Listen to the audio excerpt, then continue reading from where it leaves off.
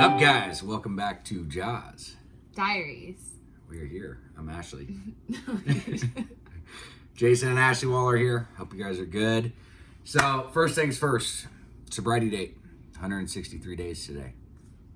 Moving on up the ladder. Excited about that. I'm so proud of you. I cannot get over how long your hair is. Like, look at that girl. You guys, this quarantine thing's got me going. It's nighttime. We've never usually filmed this at night, so that's why I'm in my robe, just in case you're wondering. So let's get on the list, Ash. Follow up on action. So last week, you wanted to really focus on spreading lots of love. How was that? Oh, I think this last week I've been like the biggest out of all. I feel like anybody that wasn't really around me was spreading a lot of love and kindness to anybody that wasn't like around me all the time. But for people at home, I was pretty irritable and frustrated, especially the last couple of days. It's just been about 15 weeks where I haven't had pretty much a day without to myself where I've done anything for self-care. So I've just been like, it's just kind of catching up with me. I haven't been super happy. I haven't been in a great place. I've been struggling really, really hard, and it's not been good. I've seen myself. Well, we'll get into that when we check into you personally. Thank you for letting us know how your action for the week went. Sorry. Hey guys. That's how it goes. It's been a weird week. Mine was to read 15 minutes a day. And then also I wanted to work on my cussing like a sailor. And I actually failed. Still cussing like a sailor. I failed on both. We're failing this week, you guys. Failing.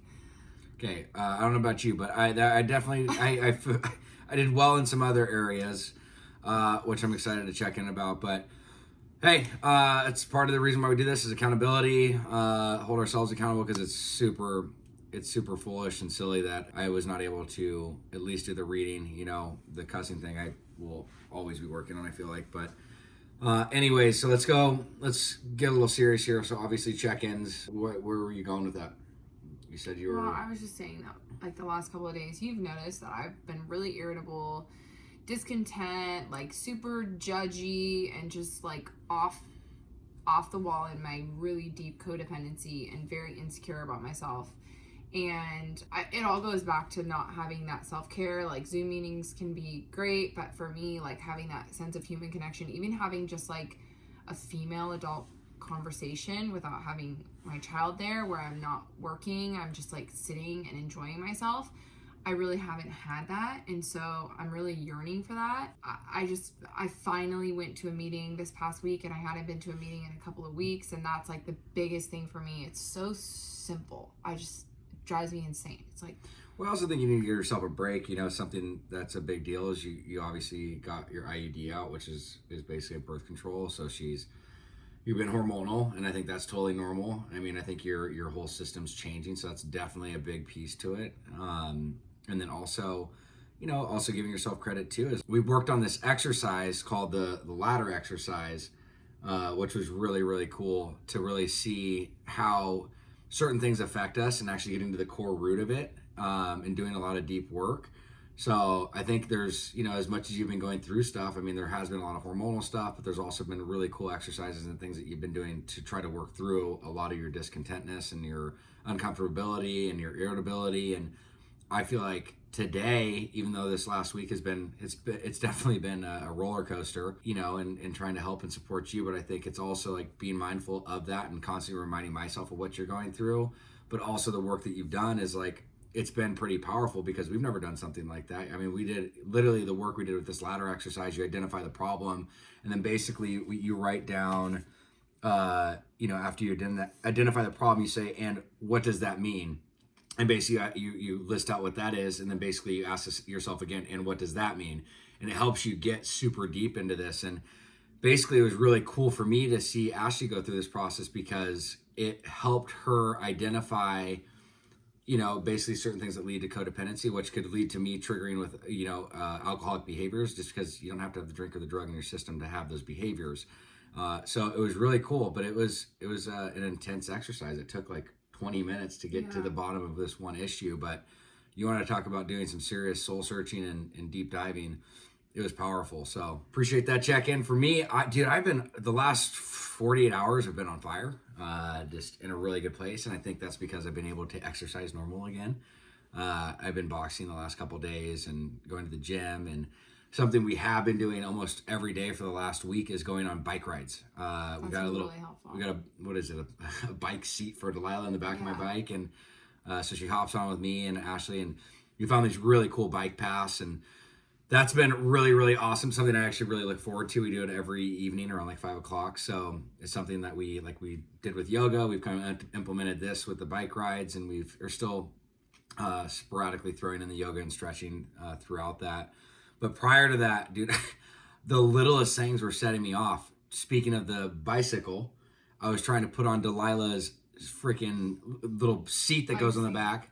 I got so mad, I ended up throwing the bicycle seat, and basically I had like a temper tantrum. It was ridiculous. And but the littlest things were just making me so irritable. And I think it was, some of it honestly was trying to help and be there for Ashley. There was just a lot of stuff that was going on there. And work has really picked up a lot for me. I've been in the office now almost Monday through Friday, and from 7:30 in the morning until 4 or 5 o'clock. And again, very grateful for all that stuff. But it's like, I didn't realize how much I was working before this whole quarantine thing happened. So when I got back into this flux of stuff, as things have picked up, I've been having a hard time with balance. So I think it's been very overwhelmed.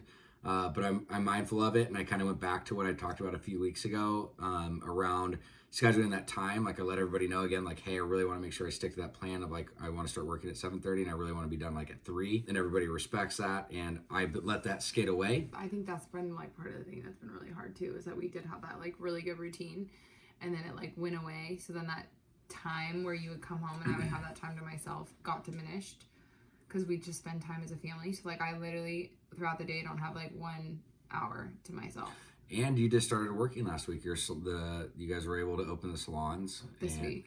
Yeah, it's been good. I mean, there's been a lot. It's been busy. So I mean, that's for the personal check-ins. So yeah, everything's been, this week is last week, a week and a half. I feel like this week's been just like blah for me. I don't know. I'm in a really good mood right now. No, I'm so grateful. But like, isn't it so funny how when you're in like a blah, I'm in like a great mood. I'm so great. I'm checking in. I'm doing great. And then like when I'm in a blah, you're like, I'm doing great. Yeah, you guys, moral of the stories, we're never happy together. It's always one is happy. The well, one of us has to carry the other one. It's like the yin and the yang. I beg to differ, man. I'm always in a pretty good mood.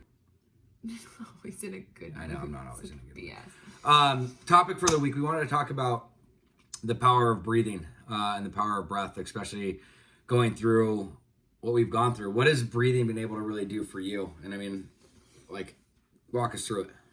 Well, I mean, today, I think that's why we decided that this was going to be our topic today, is because I have been really uncomfortable with everything that's going on, just not having that time to myself. And our therapist today taught us the power of breath and how important it is to like really let yourself feel that emotion so that you can let it be there instead of like always resisting, like resist, then it will persist. But if you just take a deep breath and like accept that this is what it is, then you can let it go. Like accepting it, feeling the feeling, and then releasing it, but actually sitting in it is really important. It's been really interesting because the topic that we're talking about like this week in my meeting, a lady was talking about acceptance, and basically like accepting something is not approving of something. It just means that you're accepting and you understand that that's what the reality is right now. And so that's basically what we learned in our breathing. It's like accepting and being in that moment, and then being able to understand that like it's okay to feel those emotions and then to release them. So I love that though. What we resist persists. Yeah. I mean, it's so true. I mean, if you don't deal with the conflict, it's just going to keep coming back to haunt you. So, I've always been a big believer in breath, especially if I'm having a lot of anxiety or if I'm really frustrated. I really try to focus on my breath, because a lot of the times I'll notice that my breath is very short and almost kind of like shallow breathing. It's just very shallow breathing and not big, belly breaths. And so the mindfulness around that, especially when I'm in that state, just to really do deep breathing, like just like where your gut goes out and comes back in, has been really helpful. And then, like Ashley said today, is really leaning into that feeling, sitting with that emotion and letting it, like, what is it really doing? And then after you sit with it for a few minutes, don't like keep dwelling on it, but like then start to breathe it out. Like literally focus on breathing that, like that thought, that the energy out of your system. And we did that today because we went over in therapy, something, you know, just very personal and emotional, like for Ashley to go through, and just from dealing with stuff with childhood and resurfacing. And like I was attached emotion as we were doing this exercise of like things that were bothering me. And within a 3 to 6 minute span, our whole mindset changed. And it's amazing. Like when you operate out of your frontal cortex, like which is your executive operating skills, like which helps you like make your common decisions, like that's when things are easy. But when we get into, we call it the reptilian brain, what is it? It's fight, flee, flight, flee, or faint.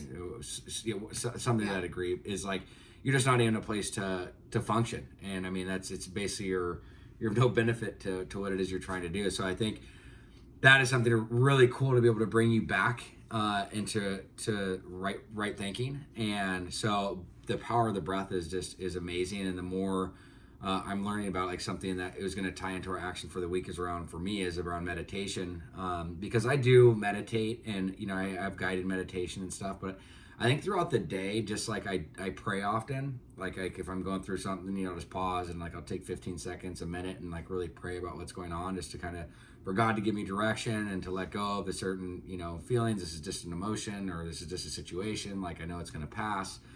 I really want to do the breathing. I think it's something for, especially with what everybody's going through. Everybody can do it. There's, you know, you don't have to have some coach to do it. It's just being able to focus on your breath. It's something that's simple, and it's something that we really want to focus more on, and we got a lot out of. So that's just our simple topic is the power of the breath. And that's going to go into our action for the week. For me, I really want to make sure that like throughout the day, I definitely on a daily basis, and again, it doesn't matter if it's 10 seconds or if it's 10 minutes, I really want to make sure that I do a breath exercise every single day. Be mindful of that like I do with my prayer. I love that. I started doing something this morning that I just decided to do, which I've noticed like in the morning, my behavior can change so much. And if I'm in a really funky mood in the morning, it will just like ruin my whole entire day.